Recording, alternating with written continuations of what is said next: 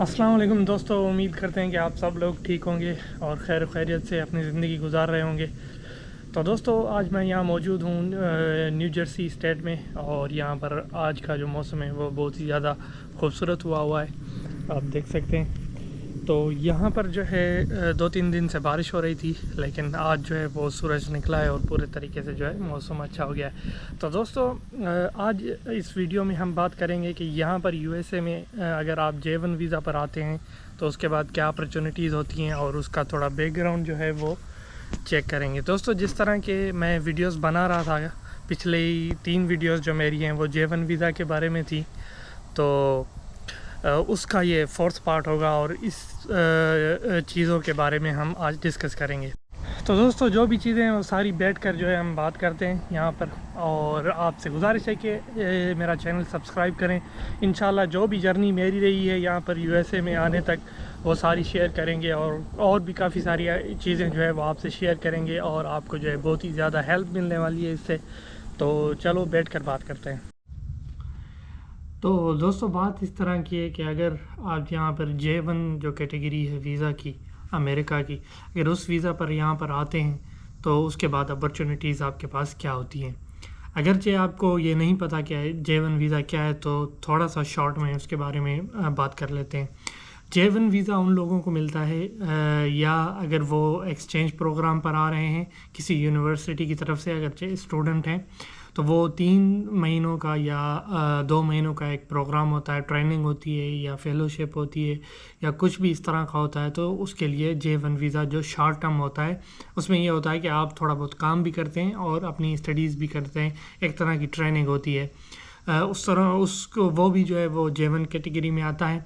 और दूसरा वो आता है कि आप किसी रेस्टोरेंट वगैरह में जो है वो अपना ट्रेनिंग लेने आते हैं, या किसी भी ऐसी फील्ड में जो है वो ट्रेनिंग लेने आते हैं ये, और साथ में साथ काम भी आप यहाँ पर करते हैं, तो उसको J1 वीज़ा कैटेगरी बोलते हैं। और इसमें यह भी आता है कि आप यहाँ पर समर एक्सचेंज जो कल्चरल एक्सचेंज प्रोग्राम है वो भी इसी J1 वीज़ा कैटेगरी में आता है। यहाँ पर आप जो है आकर गर्मियों की छुट्टियों में समर कैंप्स में या फिर इस तरह के कुछ और काम हैं उनमें जो है यहाँ पर आप आकर काम करते हैं, और आपको कोई कंपनी स्पॉन्सर करती है यहाँ पर J1 वीज़ा के लिए। मैंने पूरे डिटेल से इसके बारे में जो है वो वीडियो बनाई थी पिछली, अगर आपने नहीं देखी तो वो आप जाके देखें, तो वहाँ पर आपको बहुत सारी इन्फॉर्मेशन मिल जाएगी J1 वीज़ा के बारे में, और किस तरह से अप्लाई करना है, कौन से डॉक्यूमेंट्स हैं और किस तरह से इंटरव्यू होता है, वो सारी वीडियोस मैंने अपलोड करी हुई हैं। तो दोस्तों, आज इस बात करते हैं कि अमेरिका में J1 वीज़ा के आने के बाद यहाँ पर क्या अपॉर्चुनिटीज़ मिलती हैं।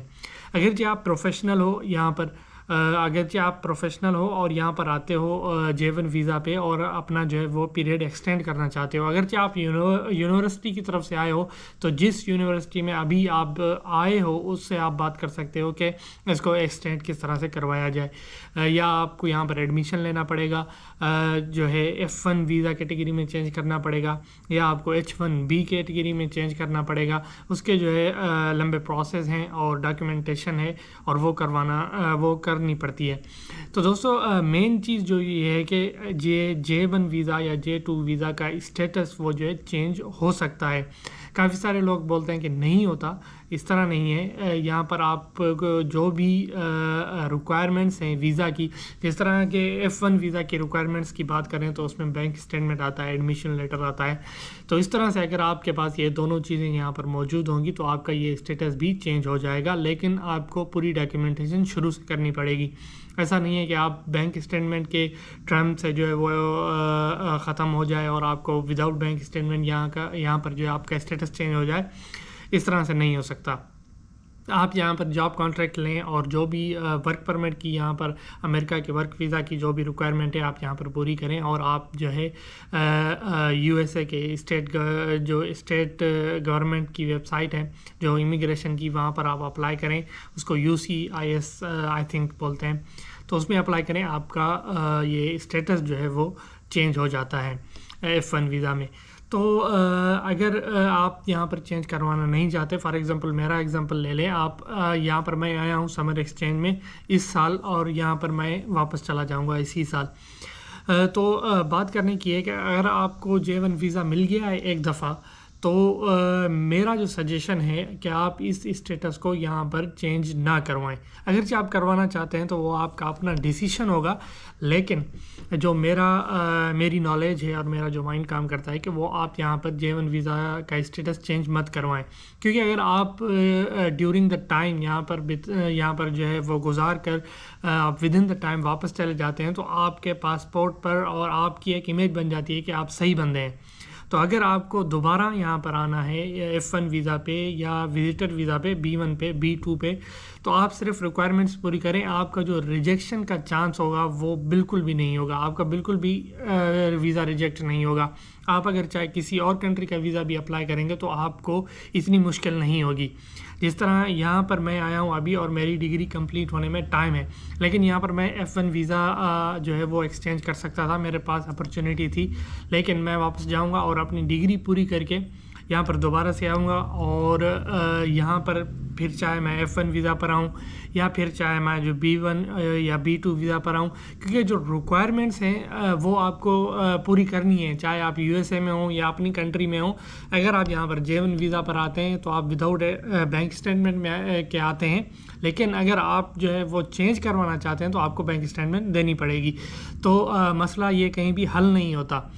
तो अच्छा यही है कि अगर आपको अपॉर्चुनिटी पहले यहाँ पर मिली है J1 वीज़ा की, तो आप अच्छे तरीके से और एक जो अच्छा सिटीज़न होता है उसकी मिसाल दें और आप अपना टाइम पूरा करें यहाँ पर और घूमें फिरें और वापस चले जाएं।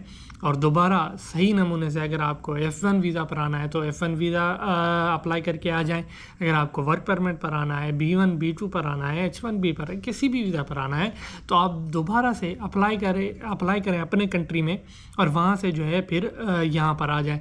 और दूसरी बात ये है कि जो J1 वीज़ा है, J1 वेवियर प्रोग्राम होता है एक, वो उन लोगों के लिए होता है जिनको subject to Spain 2 years and home country होता है। तो मेरे केस में वो नहीं है। अगर किसी भी बंदे के केस में वो है तो वो उसका ये मतलब है कि आप यहाँ पर वापस जाने के बाद 2 साल तक अमेरिका का वीज़ा अप्लाई नहीं कर सकते। तो आपको वेट करना होगा इसका। और भी कुछ थोड़े बहुत तरीके हैं इसको जो है ख़त्म करने के, लेकिन वो बहुत ही ज़्यादा लंबे हैं। तो वेट करें और जो है अपनी स्किल्स पर काम करें। जो भी 2 साल होंगे अपने आप को काबिल बनाएं सबसे पहले, और सबसे बड़ी बात यही है कि आप अपने आप को काबिल बनाएं, फिर यहाँ पर आएँ और यहाँ पर जो है आपके लिए अपॉर्चुनिटीज़ ही अपॉर्चुनिटीज़ होंगी। हमेशा लॉन्ग टर्म प्रोसेस की तरफ जाएं। शॉर्ट टर्म प्रोसेस हमेशा थोड़े टाइम के लिए होता है और आपको नुकसान बहुत दे देता है। तो बजाय इसके कि आप ये सोचें तो आप शुरू से शुरू करें सारी चीज़ें और अच्छे तरीके से आएँ, कानूनी तरीके से। और ये इस तरह का अगर यहाँ पर आप J1 वीज़ा पर आकर अपना स्टेटस चेंज करवा भी रहे हैं तो ये एक तरह का जो है वो बैड इमेज बनती है कि आप दूसरे मकसद के लिए आए थे और यहाँ पर आपने वो छोड़ दिया है और दूसरे में लग गए हैं। तो ये सारी चीज़ें थी दोस्तों। इंशाल्लाह आगे भी मैं अपनी जर्नी है, जिस तरह से मैं जो है USA किस तरह से पहुंचा, क्योंकि मैं एक सिंध के गांव से ताल्लुक़ रखता हूं, तो वहां से यहाँ तक किस तरह से पहुंचा और कौन कौन सी जो है चीज़ें मैंने एक्सपीरियंस की हैं, अपॉर्चुनिटीज़ किस तरह से हासिल की जाएँ, किस तरह से सर्च की जाएँ, तो उन सब चीज़ों के बारे में इंशाल्लाह वीडियोज़ बनाते रहेंगे। आप हमारे साथ रहें और साथ दें हमारा, आप हमारी हौसला अफजाई करें, तो उससे जो है बहुत ज़्यादा हेल्प मिलेगी। तो दोस्तों आज की वीडियो के लिए यही सारी चीज़ें थी। मिलते हैं एक अगली वीडियो में।